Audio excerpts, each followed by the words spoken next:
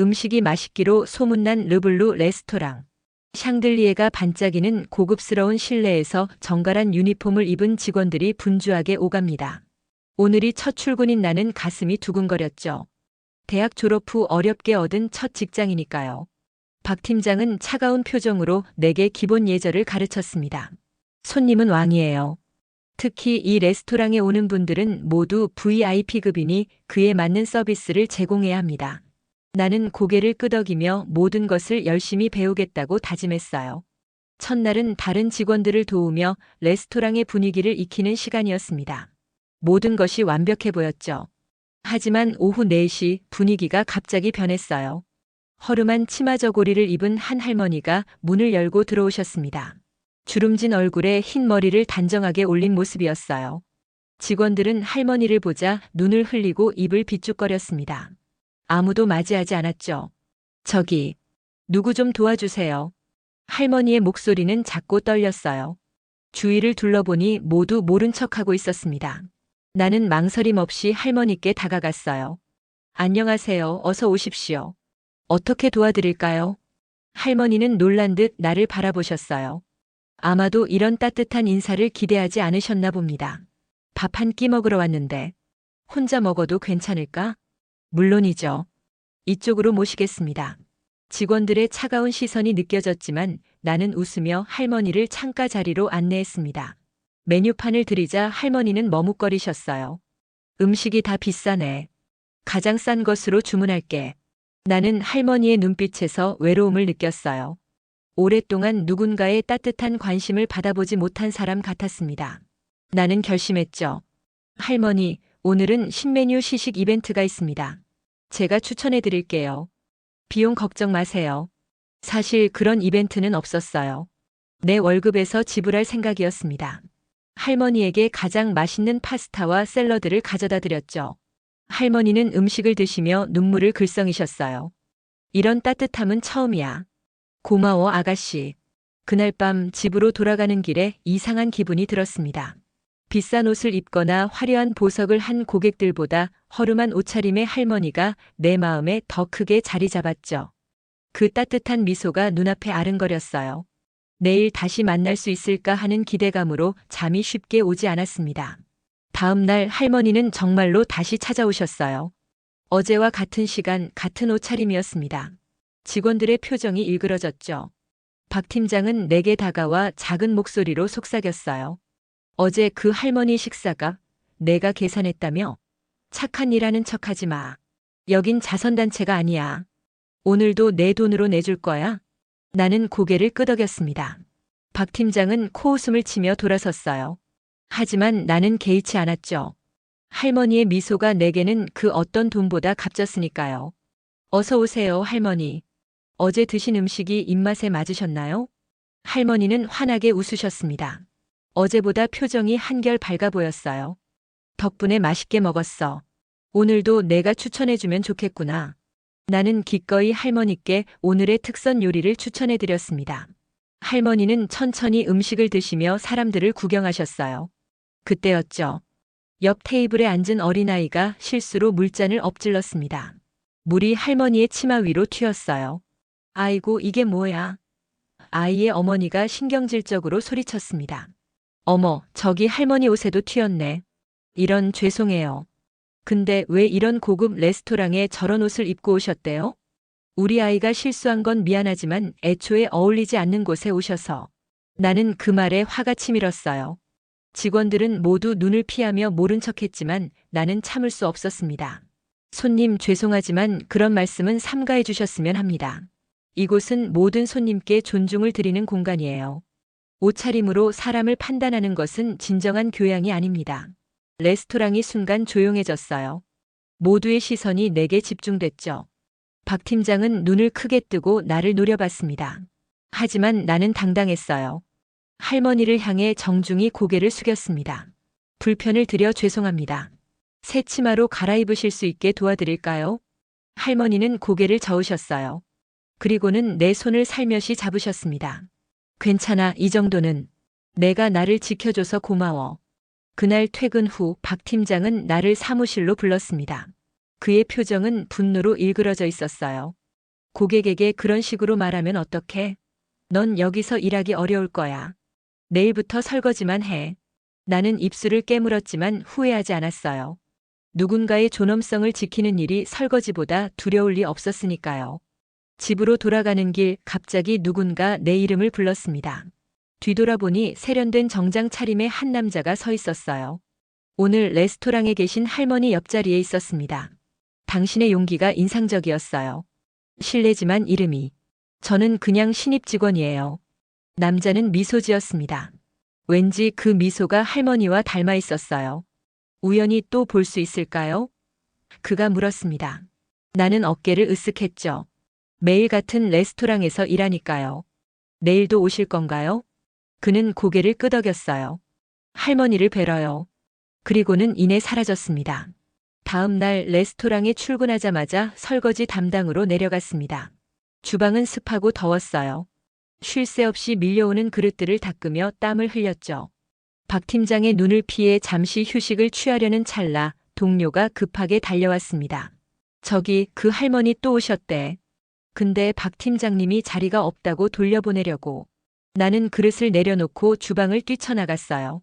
할머니는 입구에 서서 박 팀장과 실랑이 중이셨습니다. 죄송합니다만 지금 예약이 꽉 찼습니다. 다음에 오시는 게. 그런데 저기 빈자리가 보이는데요. 할머니가 창가 쪽을 가리키셨어요. 박 팀장은 당황한 기색이 역력했죠. 저기는 예약석입니다. 나는 망설임 없이 할머니께 다가갔습니다. 할머니, 어서 오세요. 제가 모시겠습니다. 박 팀장의 얼굴이 불그락푸르락해졌어요. 하지만 나는 개의치 않고 할머니를 자리로 안내했습니다. 다른 직원들이 수군거리는 소리가 들렸지만 그저 미소로 대응했어요. 오늘도 와주셔서 기쁩니다, 할머니. 할머니는 손가방에서 작은 보따리를 꺼내셨어요. 이건 내가 직접 만든 손수건이야. 어제 내가 나를 지켜준 것에 대한 감사의 마음이란다. 손수건은 정교한 십자수가 놓인 아름다운 작품이었습니다. 나는 감동해서 말을 잇지 못했어요. 그때 누군가 물을 들고 지나가다 실수로 내 유니폼에 물을 쏟았습니다. 미안해. 동료의 말투에는 비웃음이 묻어 있었어요. 할머니는 조용히 손수건을 내밀며 말씀하셨습니다. 진짜 교양이란 건 남을 무시하지 않는 거야. 내가 가진 건 이 레스토랑 어느 누구보다 값진 것이지. 그 말에 마음이 따뜻해졌어요. 이상하게도 이 낯선 할머니에게서 오랫동안 느끼지 못했던 가족 같은 포근함을 느꼈습니다. 식사를 마치신 할머니가 자리에서 일어나려는 순간 레스토랑 입구가 분주해졌어요. 아랍 전통 의상을 입은 일행이 들어왔죠. 직원들은 당황한 기색이 역력했습니다. 박 팀장이 허둥지둥 다가가 영어로 인사했지만 손님들은 고개를 갸웃거렸어요. 아랍어밖에 모르시나 봐요. 동료가 속삭였습니다. 박 팀장은 식은땀을 흘리며 영어를 반복했어요. 그때였습니다. 할머니가 천천히 일어나 아랍 손님들에게 다가가셨어요. 그리고는 유창한 아랍어로 대화를 시작하셨습니다. 모두가 놀란 눈으로 지켜봤죠. 할머니는 세련된 몸짓으로 손님들을 응대하셨어요. 마치 외교관처럼 격식 있고 세련된 태도였습니다. 아랍 손님들은 할머니와 대화하며 환하게 웃었고 곧 테이블로 안내되었죠. 대체 저분이 누구시길래? 직원들의 수군거림이 들렸어요. 할머니는 나에게 돌아와 미소 지으셨습니다. 내가 젊었을 때 중동에서 일한 적이 있어. 사람은 겉모습으로 판단하면 안 되는 법이지. 그 말을 끝으로 할머니는 조용히 레스토랑을 나가셨어요. 모두의 시선이 그녀를 따라갔죠. 이제 궁금증이 더 커졌습니다. 매일 찾아오는 허름한 옷차림의 이 할머니는 대체 누구일까요? 유창한 아랍어를 구사하고 손수건에 놓인 정교한 십자수. 보이는 것보다 훨씬 더 깊은 세계를 가진 분이 틀림없었습니다. 사흘째 되는 날 할머니는 어김없이 오후 4시에 레스토랑을 찾아오셨습니다. 이제 직원들의 태도가 미묘하게 바뀌고 있었어요. 할머니의 아랍어 실력에 감탄한 직원들은 호기심 어린 눈빛으로 할머니를 힐끔거렸죠. 하지만 여전히 따뜻하게 맞이하는 사람은 나뿐이었습니다. 오늘따라 할머니의 표정이 조금 달라 보였어요. 평소보다 딱딱한 표정으로 레스토랑을 둘러보셨죠. 나는 할머니를 평소 자리로 안내했어요. 오늘은 기분이 안 좋아 보이세요. 무슨 일 있으셨나요? 할머니는 한숨을 내쉬셨습니다. 오늘은 특별한 날이었는데. 손자를 만나려고 했는데 못 만났구나. 처음으로 할머니의 가족 이야기를 들었어요. 궁금증이 일었지만 더 캐물을 수는 없었습니다. 그런 날엔 특별한 음식이 필요하죠. 오늘은 제가 셰프에게 부탁해서 특별 메뉴를 준비해 드릴게요. 할머니는 고마운 표정을 지으셨어요. 나는 주방으로 가서 셰프에게 부탁했습니다. 처음엔 거절했지만 내가 간곡히 부탁하자 마지못해 특별 요리를 만들어 주셨죠. 음식이 나오고 얼마 지나지 않아 레스토랑에 한 무리의 외국인 비즈니스맨들이 들어왔어요. 그들은 영어, 프랑스어, 독일어를 섞어가며 대화했고 직원들은 당황한 기색이 역력했습니다.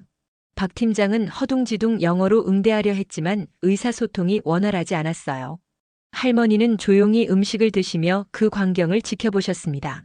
그리고는 나를 불러 말씀하셨어요. 저기 프랑스 신사분이 특별 와인을 찾고 계신 것 같은데 박 팀장님이 이해를 못하시나 봐. 나는 놀랐습니다. 할머니, 프랑스어도 아세요? 할머니는 미소 지으셨어요. 조금이요. 도와드릴까? 망설이는 사이 상황은 점점 악화되고 있었어요. 박 팀장의 얼굴은 붉게 달아올랐고 외국인 손님들은 점점 짜증을 내기 시작했습니다. 나는 결심했어요. 할머니 부탁드립니다. 할머니는 천천히 일어나 그들에게 다가가셨습니다. 그리고는 완벽한 프랑스어로 인사하셨어요. 외국인들의 표정이 놀람으로 바뀌었죠. 할머니는 이어서 독일어, 이탈리아어로 대화를 이어가셨습니다. 마치 국제 외교관처럼 말이죠. 와인은 지하셀러에 특별히 보관된 빈티지가 있을 거예요. 1982년산 보르도를 추천합니다. 할머니의 말을 통역해 들은 셰프가 감탄했어요. 맞습니다. 어떻게 아셨죠? 할머니는 미소만 지으셨습니다. 박 팀장은 할머니를 바라보며 입을 다물지 못했어요. 외국인 손님들은 할머니에게 감사 인사를 전하며 명함까지 건넸습니다. 그중 한 명은 할머니의 손을 잡고 공손히 인사까지 했죠. 레스토랑의 분위기가 완전히 바뀌었어요. 모두가 할머니를 주목했고 이 할머니는 대체 누구지? 라는 표정이었습니다. 자리로 돌아온 할머니는 마치 아무 일도 없었다는 듯 차분히 디저트를 드셨어요. 할머니 정말 대단하세요. 어떻게 그렇게 많은 언어를. 할머니는 손사래를 치셨습니다. 살다 보면 배우게 되는 거야. 나는 젊었을 때 여러 나라를 돌아다니며 일했거든. 식사를 마치신 할머니가 계산을 요청하셨어요. 나는 언제나처럼 제 돈으로 계산하려 했지만 할머니가 저를 말렸습니다. 오늘은 내가 직접 계산할게. 이제 내 마음은 충분히 받았으니. 그리고 할머니는 작은 지갑에서 카드를 꺼내셨어요. 그런데 그것은 평범한 카드가 아니었습니다. 깊은 검은색 바탕에 금색으로 새겨진 이름. 흔히 볼 수 없는 블랙카드였죠. 블랙카드를 본 순간 나는 눈을 의심했어요. 세계적으로 가장 부유한 사람들만 소유할 수 있다는 그 카드가 맞나 싶었죠. 하지만 실수인 척 카드를 받아든 나는 그 카드가 진짜라는 것을 확인할 수 있었습니다. 떨리는 손으로 카드기에 긁었어요. 에이, 할머니가 어디서 주워온 가짜 카드 아니야? 옆에서 지켜보던 동료가 비웃었습니다. 하지만 결제는 순식간에 승인되었어요. 그리고 몇 초 후 레스토랑 대표번호로 전화가 걸려왔습니다. 박 팀장이 전화를 받자마자 얼굴색이 변했어요. 그는 전화를 끊고 우리를 향해 소리쳤습니다. 지금 본사에서 연락이 왔어. 방금 결제된 카드는 우리 그룹 대주주님의 카드래. 대체 어떻게 된 거지? 모두의 시선이 할머니를 향했죠. 할머니는 태연하게 차를 마시고 계셨어요. 그때 레스토랑 문이 열리며 정장 차림의 남자들이 들어왔습니다. 그들은 할머니를 발견하자마자 90도로 허리를 숙였어요. 김봉자 회장님, 드디어 찾았습니다. 모두가 찾고 있었습니다. 순간 레스토랑이 조용해졌습니다. 박 팀장은 얼굴이 하얗게 질렸어요. 직원들은 모두 할 말을 잃었죠. 그제서야 깨달았습니다. 내가 매일 돕던 허름한 차림의 할머니는 사실 글로벌 기업의 대주주 김봉자 회장이었던 거예요. 김봉자 회장님은 온화한 미소를 지으셨습니다. 너무 소란스럽게 굴지 마세요. 난 그저 조용히 식사하고 싶었을 뿐이에요. 비서로 보이는 남자가 다가와 속삭였어요. 회장님, 이사회 미팅이 곧 시작됩니다. 지금 출발하셔야. 김봉자 회장님은 고개를 끄덕이셨습니다. 그리고 나를 바라보며 말씀하셨어요. 내가 며칠 동안 이 레스토랑에 온 이유를 알겠니? 사람들이 어떻게 행동하는지 보고 싶었단다. 내가 어떻게 날 대했는지 기억하렴.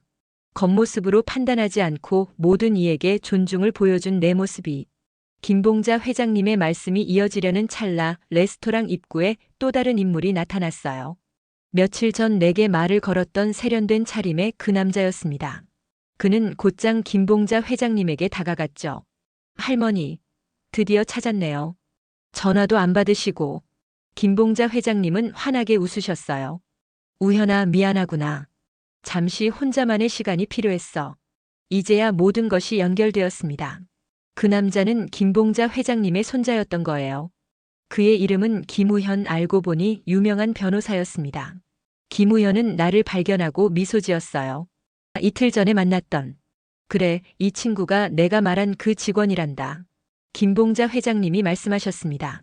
박 팀장은 허둥지둥 다가와 90도로 허리를 굽혔어요.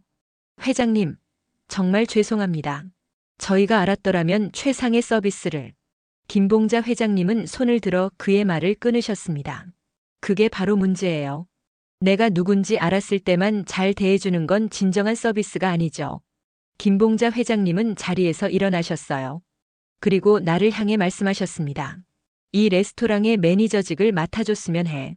내가 보여준 진심과 태도는 이 자리에 가장 적합해. 내일 본사로 와줄래? 나는 놀라서 말을 잇지 못했어요.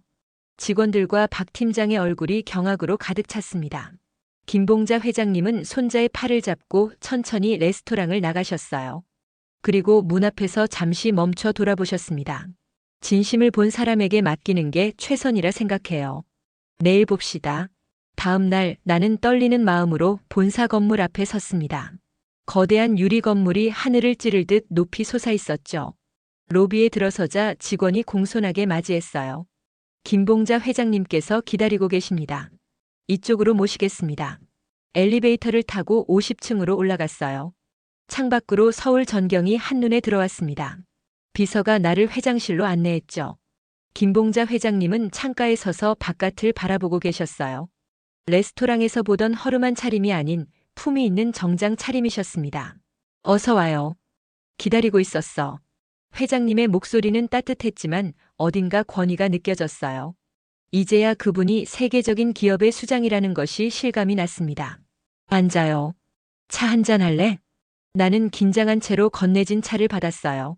김봉자 회장님은 내 앞에 앉으시며 미소 지으셨죠. 어제 일에 놀랐겠지? 사실 내가 이렇게 레스토랑을 찾아간 건 특별한 이유가 있었어요. 회장님은 책상 서랍에서 사진 한 장을 꺼내셨어요. 젊은 여성의 모습이었습니다.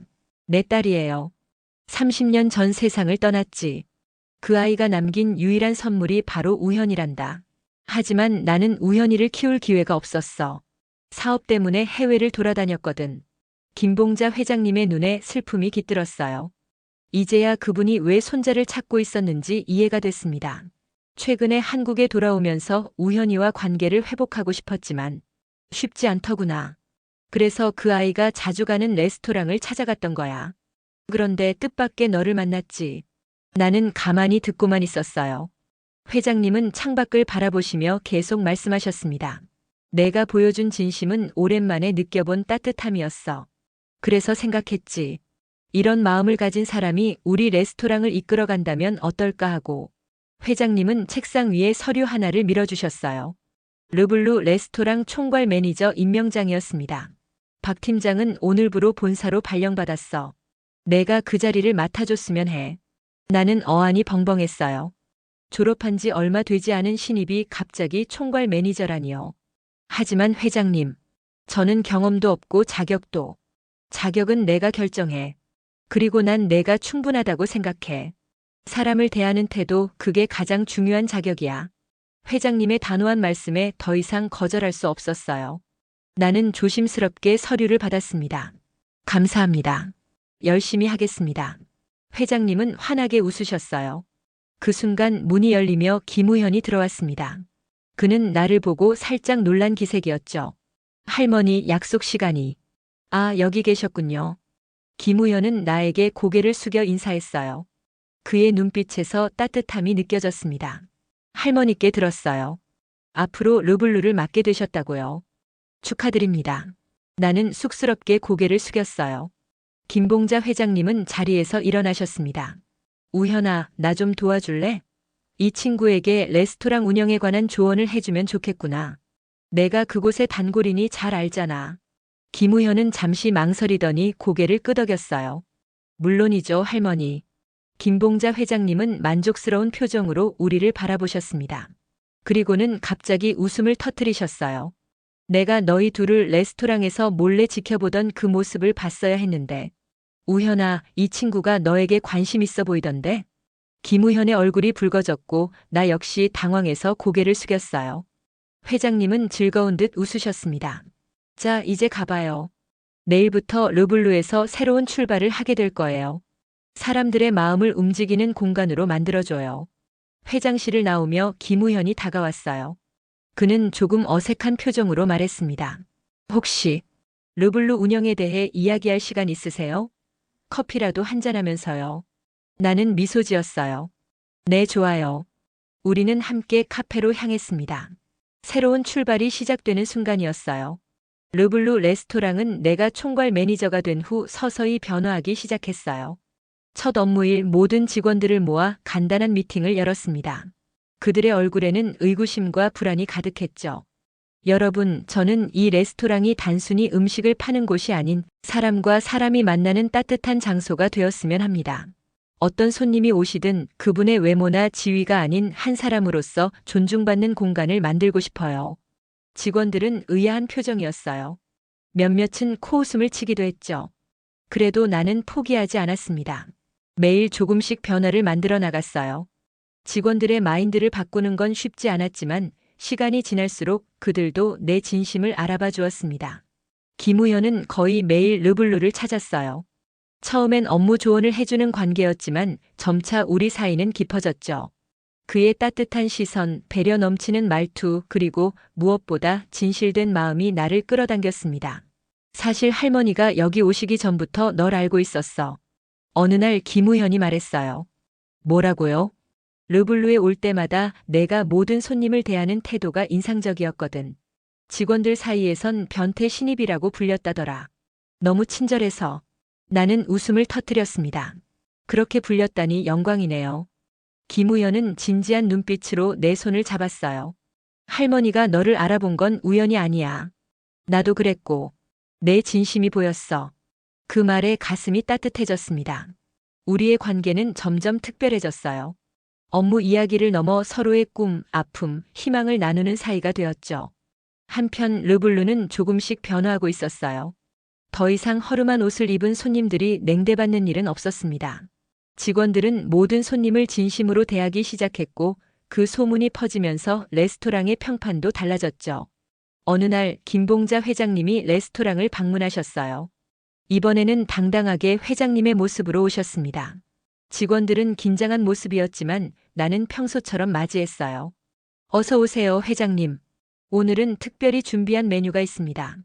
회장님은 주위를 둘러보시더니 만족스러운 미소를 지으셨어요. 분위기가 많이 달라졌구나. 회장님 덕분입니다. 회장님은 고개를 저으셨어요. 내 덕분이 아니라 내 덕분이지. 넌 내 기대 이상이야. 식사를 마치신 후 회장님은 나를 따로 불러 이야기하셨어요. 우현이와 잘 지내고 있니? 나는 얼굴이 붉어지는 것을 느꼈습니다. 네. 많은 도움을 받고 있어요. 그 아이가 변했어. 너를 만난 후로 웃는 일이 많아졌단다. 내가 평생 해주지 못했던 것을 내가 해준 것 같아. 회장님의 말씀에 마음이 뭉클해졌어요. 김봉자 회장님은 내 손을 꼭 잡으셨습니다. 우현이는 어릴 때부터 외로웠어. 부모 없이 자랐고 할머니인 나도 늘 멀리 있었으니. 그래서 그 아이는 사람들과 거리를 두는 법을 배웠지. 하지만 내가 그 벽을 허물어주고 있어. 나는 고개를 숙였어요. 회장님은 계속 말씀하셨습니다. 두 사람의 인연을 진심으로 응원한다. 내 손자를 그리고 이 레스토랑을 잘 부탁해. 그날 저녁 김우현이 퇴근 시간에 나를 기다리고 있었어요. 그는 긴장한 표정으로 내게 다가왔습니다. 할머니가 오셨다고 들었어. 내 레스토랑이 마음에 드셨대요. 김우현은 잠시 침묵했다가 결심한 듯 말했어요. 사실 오늘 특별한 얘기를 하려고 했어. 그의 진지한 눈빛에 가슴이 두근거렸습니다. 김우현은 주머니에서 작은 상자를 꺼냈어요. 우리가 만난 지 얼마 안 됐지만 내 인생에서 이렇게 확신을 가진 적이 없어. 날 만나줄래? 상자 안에는 작은 팔찌가 들어있었어요. 심플하지만 아름다운 디자인이었죠. 할머니가 내게 주신 거야. 진심을 볼 줄 아는 사람에게 주라고 하셨어. 나는 감동의 말을 잇지 못했어요. 팔찌를 바라보며 눈물이 맺혔습니다. 네, 만나고 싶어요. 김우현은 환하게 웃으며 나를 안았어요. 그 순간 레스토랑 창가에서 누군가 우리를 지켜보고 있었습니다. 김봉자 회장님이었어요. 그분은 따뜻한 미소를 지으며 고개를 끄덕이셨습니다. 시간은 빠르게 흘러 어느덧 1년이 지났어요. 르블루 레스토랑은 서울에서 가장 인기 있는 곳 중 하나가 되었습니다. 하지만 우리는 다른 고급 레스토랑과는 달랐죠. 사람을 위한 공간이라는 철학이 모든 구석구석에 스며들어 있었어요. 르블루에는 특별한 테이블이 하나 있었습니다. 봉자 테이블이라고 불리는 창가 자리였죠. 그곳은 김봉자 회장님이 처음 앉으셨던 자리로 우리는 그 테이블을 매일 한 명의 특별한 손님을 위해 무료로 제공했어요. 소외된 이웃, 어려운 처지에 있는 사람들이 따뜻한 식사를 할 수 있는 공간이 되었죠. 김우현과 나는 서로의 곁에서 성장해 나갔습니다. 그는 변호사로서 사회적 약자를 위한 활동에 더 집중했고 나는 레스토랑을 통해 나눔의 가치를 실천했어요. 우리의 관계는 점점 깊어져 결혼을 준비하는 단계에 이르렀습니다. 그러던 어느 날 김봉자 회장님이 갑자기 쓰러지셨다는 소식이 들려왔어요. 우리는 즉시 병원으로 달려갔습니다. 병실에 도착하자 회장님은 산소 마스크를 쓴 채 누워 계셨어요. 그러나 우리를 보자 환한 미소를 지으셨죠. 와줘서 고마워. 회장님의 목소리는 약했지만 따뜻했어요. 김우현은 할머니의 손을 꼭 잡았습니다. 할머니 걱정 마세요. 금방 나으실 거예요. 회장님은 천천히 고개를 저으셨어요. 내 시간이 얼마 남지 않았다는 걸 알아. 하지만 괜찮아. 내가 가장 원하던 것을 모두 이루었으니까. 눈물이 하염없이 흘러내렸어요. 김봉자 회장님은 힘겹게 손을 뻗어 우리 둘의 손을 함께 잡으셨습니다. 너희 두 사람을 보니 내 인생이 헛되지 않았구나 싶어. 우현아, 내 부모님이 하늘에서 보면 얼마나 기뻐하실까. 회장님은 잠시 숨을 고르시더니 내게 말씀하셨어요. 르블루와 내 회사의 지분 일부를 내게 물려주려고 해. 내가 계속 그 철학을 이어가주길 바라. 나는 놀라서 말을 잇지 못했어요. 회장님은 미소 지으셨습니다. 사람을 따뜻하게 대하라. 그게 내가 평생 배운 가장 소중한 교훈이야. 너는 그걸 본능적으로 알고 있더구나. 이번 이틀 후 김봉자 회장님은 평화롭게 눈을 감으셨어요. 장례식에는 수많은 사람들이 찾아왔습니다. 놀랍게도 르블루에서 만났던 손님들, 회장님이 도와주셨던 사람들, 그리고 전 세계에서 온 지인들까지. 그녀의 영향력은 우리가 상상했던 것보다 훨씬 컸어요. 장례식이 끝난 후 우리는 회장님의 유언에 따라 르블루 레스토랑과 그녀의 사업체 일부를 함께 물려받았습니다. 그리고 회장님의 유지를 이어가기로 약속했어요. 오늘 회장님이 떠나신 지 1년이 되는 날, 우리는 르블루에서 특별한 행사를 열었습니다. 봉자데이라고 이름 붙인 이날에는 모든 손님들에게 무료로 식사를 제공했어요. 그리고 김봉자 회장님의 삶을 기리는 작은 전시회도 마련했죠. 레스토랑은 사람들로 가득 찼어요. 다양한 계층, 다양한 배경의 사람들이 한자리에 모여 따뜻한 시간을 보냈습니다. 르블루는 이제 단순한 레스토랑이 아닌 사람과 사람을 연결하는 다리가 되었어요. 행사가 끝나갈 무렵 김우현이 내 곁으로 다가왔습니다. 그의 눈에는 자랑스러움과 사랑이 가득했어요. 할머니가 보고 계시다면 정말 기뻐하실 거야. 나는 그의 손을 꼭 잡았어요. 아직도 믿기지 않아요. 내가 어떻게 이런 인연을 만났는지. 그건 내가 진심으로 사람을 대했기 때문이야. 할머니는 그걸 알아보셨고, 우리는 창가에 서서 붐비는 레스토랑을 바라봤어요. 이제 나는 누군가에게 따뜻한 손을 내미는 사람이 되었습니다. 그리고 그 작은 친절이 얼마나 큰 기적을 만들어내는지 매일 목격하고 있었죠. 문 앞에 허름한 옷차림의 할머니 한 분이 서 계셨어요. 직원들은 즉시 밝은 미소로 그분을 맞이했습니다. 나는 그 모습을 보며 미소 지었어요. 작은 친절이 만든 커다란 기적. 김우현이 속삭였습니다. 나는 고개를 끄덕였죠.